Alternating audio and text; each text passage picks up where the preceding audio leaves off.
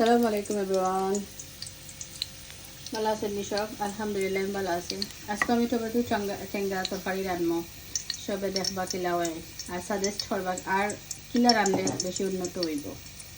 প্রথমে আমি রসুন দিছি আর এখন দিলাম পেঁয়াজ টমেটোর তরকারি লাগে। রসুন দিয়ে একটু ভাজা ভাজা করিয়া লাল করিয়া পেঁয়াজ দেওয়া লাগে।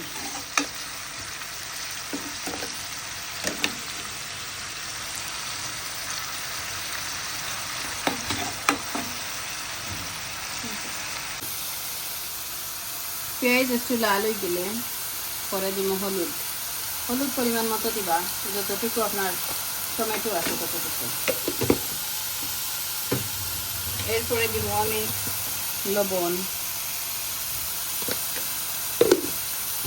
গ্রান হওয়ার লাগে আমি হালকা একটু বাকড় দিলাই, প্রায় সময় দিই যাতে একটু গ্রান হয় বা একটু ডার্ক কালার হয় টমেটো। মশলা একটু ভাজা ভাজা হয়ে গেলে দিলাই পেঁয়াজ, পানি দিয়া হালকা লাড়িয়া মশলা সিদ্ধ হওয়ার লাগে আমরা অপেক্ষা করি না। মশলা সিদ্ধ হওয়ার লাগে হালকা আঁচ দিয়া আর গুড়িয়া রাখি দিব, ডাইকা রাখি দিব হালকা গুনো। মশলা সিদ্ধ হয়ে গেলে এখন দিলাই টমেটো। টমেটো সুন্দর করে কিউব ভরে কাটিয়ে রাখছে।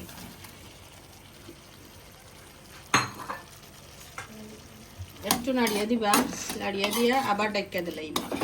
পরে টমেটো হাফ সিদ্ধ হয়ে গেলে মাছ দিলাইবা। মাছ আপনার ফেভারিট, যেটা ভালো লাগে, যেটা চপ করবো ওটা মাছ দিবা। টমেটো সিদ্ধ হওয়ার পরে আমি আমার আজকে একটা মাছ আনছি, এটা লাগে বড় ফুটা দিচ্ছে হয়েছে টমেটো রান্না দিলাইলাম। দেন আমি টমেটোর সাথে দিলাম এটা সিলেটি ভাষায় যেটা আচারের পাতা দিয়া মোটামুটি শেষ। এখন সিদ্ধ হয়ে গেলে মাছ সিদ্ধ টমেটো সিদ্ধ হয়ে গেলে আমি রান্নাটা শেষ করব।